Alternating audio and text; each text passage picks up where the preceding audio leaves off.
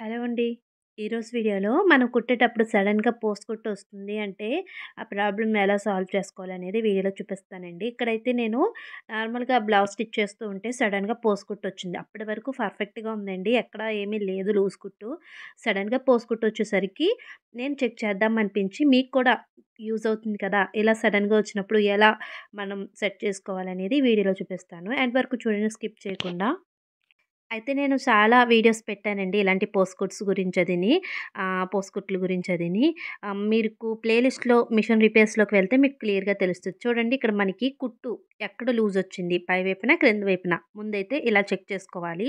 నాకు చూస్తే క్రింద వైపు బానే ఉంది. పై వైపున పోస్ట్‌కుట్టు వచ్చింది. అంటే ఇక్కడ మనకి పై వైపున పోస్ట్‌కుట్టు వచ్చింది అంటే ప్రాబ్లమ్ ఎక్కడ అనేది చూసుకోవాలి. అసల మనకి ఇక్కడ టెన్షను ఇవన్నీ కూడా కరెక్ట్‌గా ఉంటే మనకి పై వైపున రాదండి. పై వైపున కాదు. క్రింద వైపున రాదనమాట. క్రింద వైపున కరెక్ట్‌గా ఉంటుందనమాట. మనకి మనం పెట్టుకున్న టెన్షన్ దారము, పై దారం అంతా కరెక్ట్‌గా ఉంటే మనకి క్రింద వైపున కుట్టనేది కరెక్ట్‌గా వస్తుంది. చూడండి ఇదంతా కరెక్ట్‌గా ఉంది. అందుకనే క్రింద కుట్టనేది నీట్‌గానే ఉంది. మనకి ఎక్కడొచ్చింది పోసుకుట్టు? పై వైపునొచ్చింది. అంటే పై వైపున పోసుకుట్టొచ్చింది అంటే బాబిన్‌లో థ్రెడ్ ఏదో తేడా అని చెప్పి.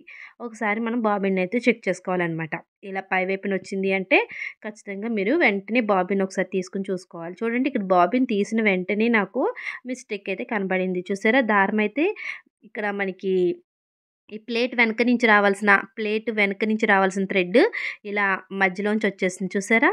అక్కడ హోల్ నుంచి రావాల్సింది ఇటు నుంచి వచ్చేసిందనమాట. ఇలా తప్పుకోవడం వల్ల అది లూజ్ వచ్చేసి థ్రెడ్ అనేది లూజ్‌గా వచ్చేస్తది.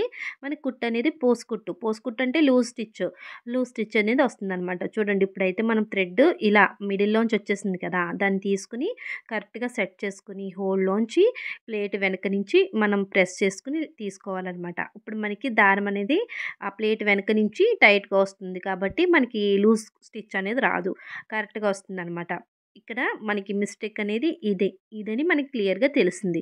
మనకి అప్పటి వరకు బాగానే ఉండి సడెన్‌గా దారం తప్పుకోవడం వల్ల పోసుకుట్టొచ్చిందనమాట. మనం ఇదంతా చెక్ చేయకుండా కుట్టేసుకున్నామనుకోండి, అలా కుడుతూ ఉండగా లూజ్ స్టిచ్ కాస్త ఏమవుతదంటే షటిల్స్‌లోకి వెళ్ళిపోయి దారం అనేది మరీ చిక్కుకుపోతే అప్పుడు మనకి చక్రం అనేది పట్టేస్తుంది. వెంటనే అంటే మనకి ఇలా ప్రాబ్లమ్ వచ్చిన వెంటనే మనం చెక్ చేసుకొని వెంటనే సాల్వ్ చేసుకోవాలనమాట. అంటే మళ్ళీ వెంటనే సెట్ చేసుకోవాలి.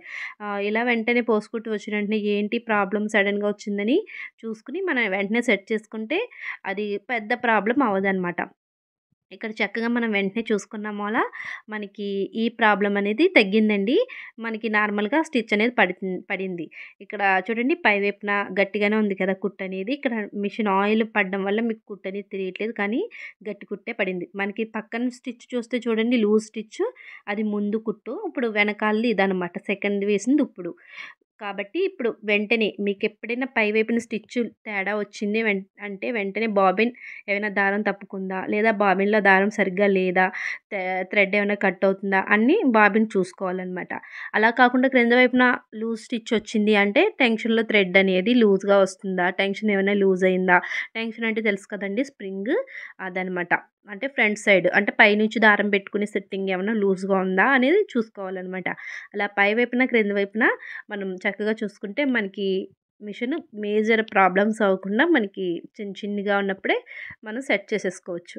సో, ఈ వీడియో మీకు చాలా హెల్ప్ అవుతుంది అనుకుంటున్నా. అంటే తెలిసిన వాళ్ళకి కాకపోయినా బిగినర్స్‌కి అయితే చాలా బాగా యూజ్ అవుతుంది.